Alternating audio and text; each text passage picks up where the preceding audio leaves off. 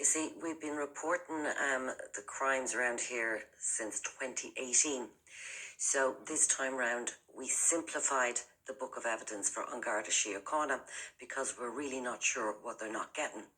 And so we ensured we videoed the delivery of the book of evidence along with the recordings of Beaumont Convalescent Home and Beaumont Morgue in relation to the death of Kathleen O'Neill, landowner in Portmarnock.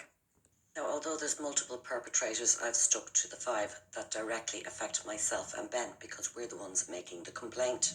However, all 5, either directly or indirectly, are connected to the crimes against Patrick Cunningham and Kathleen O'Neill. Perpetrators number 1, Tony and Mary Gavigan, our neighbours. So let's see who they actually really are. So here we have a legal document registry of deeds, and Anthony Gavigan and Mary Gavigan are indeed Carrickhill Developments Limited in receivership. The other side of that document, this is where they were granted apartment number 17, Comerford's Cross, that directly looks over our property. And again, another legal document, grantee Carrickhill Developments in receivership, apartment number 17. So now we have established who Carrickhill Developments are. Tony and Mary Gavigan. Well, simply they were developers for Comerford's Cross apartments and townhouses. And here it says the estate was first marketed by developers Carrickhill Developments in 2011, but Knight Frank have since been instructed by a receiver, Tom O'Brien of Mazars, to sell the homes. Now, I just want to clarify, it was called Kingsford Cross, but it was subsequently changed to Comerford's Cross. So really, I'm not sure why they are still calling it Kingsford Cross in 2016, a year after we purchased Comerford's Cross. Now, that brings me to this one, perpetrator number 2, Sally Alford, solicitor at Gore and Grimes. Now, Sally Alford is solicitor for Carrickhill Developments. Now, that's a legal document in the Registry of Deeds, and it even has Sally's signature, so it's legally binding. Now, although Mazars were just the liquidators, they were the liquidators working on behalf of the state-owned bank, AIB. You see, it was AIB who financed the development for Carrickhill Developments at Comerford's Cross. There, it's the list of them, 1 to 5. The first charge, the second charge, the third charge, the fourth charge, and the fifth charge means the mortgages between Carrickhill Developments Limited and Allied Irish Bank. So in reality, it was AIB selling the development at Comerford's Cross, not Mazars. And here we have Sally Alford working very hard for both Carrickhill Developments and the state-owned bank, AIB. And again, it's another Registry of Deeds legal documents. Signed by Sally herself. Like I said, legally binding. So it'll be handy when I get to the lands belonging to Kathleen O'Neill. So here we have correspondence from Sally Alford of Gore and Grimes. Now you'll note she doesn't put her signature to this correspondence in relation to the sale of 106 Comerford's Cross to myself and Ben. And you can see quite clearly up there, her client is Allied Irish Banks. And it's the sale of a new dwelling, so we assume there's no previous owners. It turns out that that was a big fib. You see, back in 2010, Carrickhill Developments sold number 106 to a Mr. Patrick Cunningham. Now, this is a planning application to Fingal County Council, and the architect is writing on behalf of his client, Mr. Patrick Cunningham. On behalf of Mr. Patrick Cunningham, I wish to apply for planning permission for the above development. Mr. Cunningham is the owner of house to be known as 106 Woodford Lane, having recently purchased this property from Carrickhill Developments. The house is located at the south end of the terrace at the far end of the lane. Would you believe that's the house we bought as brand new, no previous owners? It goes on to say Mr. Cunningham intends to make this his permanent residence, and to this aim he has discussed with Carrickhill Developments, Tony and Mary Gavigan, the possibility of constructing an extension to his house so that it suits his requirements better as his long-term residence. The proposed extended house gives Mr. Cunningham the size of house and accommodation he desires for his aspirations of living in Portmarnock for the foreseeable future.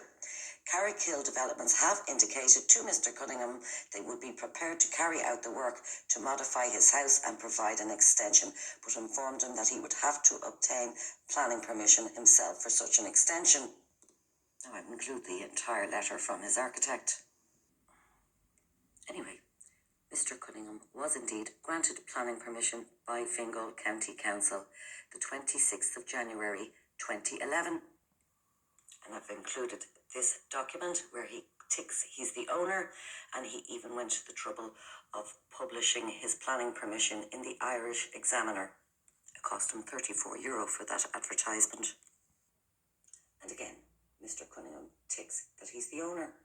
So I can assume there was no objections because he was indeed granted planning permission by Fingal County Council. It's not exactly cheap hiring an architect because he did drawings and all. Now, I didn't include them, but if the Gardaí want to have a look at them, they can either go to Fingal County Council or indeed they can come to us and we'll show them to them. So we thought we better check with the revenue. In relation to the stamp duty, our solicitor, Gleeson and Associates, paid on our behalf. The vendors' details, Allied Irish Banks, Gore and Grimes Solicitors, and the purchasers, Bernard Devine and Carol Devine. And Overleaf, our solicitor, registered our house 106 Comerford's Cross as 106 Woodford Lane, same property as Mr Cunningham's.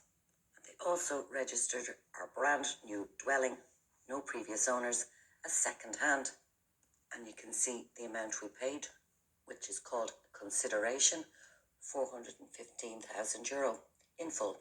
We had no mortgage, and we believed our $415,000 was going to be paid to the vendor, AIB. So we were sure we signed a contract for 106 Comerford's Cross, not 106 Woodford Lane. And right enough, Gore and Grimes in the conditions of sale, 106 Comerford's Cross, Portmarnock. And then there's perpetrator number 3, Sally Alford of Gore and Grimes, other client, Conal Regan, bank manager at Bank Centre, Ballsbridge, Allied Irish Banks. Perpetrator number 4, Maeve Carbon of Gleeson and Associates. That's our solicitor. So the actual contract that our solicitors, Gleeson and Associates, had us execute. First things first, the date. They wrote in the 5th of May 2015. Not my recollection of when we signed the contract. Sure, that was only 3 days before we moved in. Correspondence from our solicitors, Gleeson and Associates, to Sally Alford of Gore and Grimes in relation to signing the contracts. The date is the 21st of April 2015, not the 5th of May 2015. Here they confirm we now return both parts of the contract duly executed by our client, together with the balance deposit due herein in the sum of $36,500. And here's our bank draft that we had organised as far back as February 2015. And the lodgement of our $36,500 for the sale of 106 Comerford's Cross to Gore and Grimes, Sally Alford. And the date it was finally lodged was the 24th of April 2015. So back to this contract that they dated. The 5th of May 2015. So it's between Allied Irish Banks and Bernard and Carol Devine, and that's our previous address. Price $415,000. Closing date the 8th of May 2015. So apparently we only signed this 3 days before we moved in. Yes, the deposit, and that was the $36,500. And plus the initial booking deposit of €5,000 to auctioneers Knight Frank. Perpetrator number 5, Gareth Noon.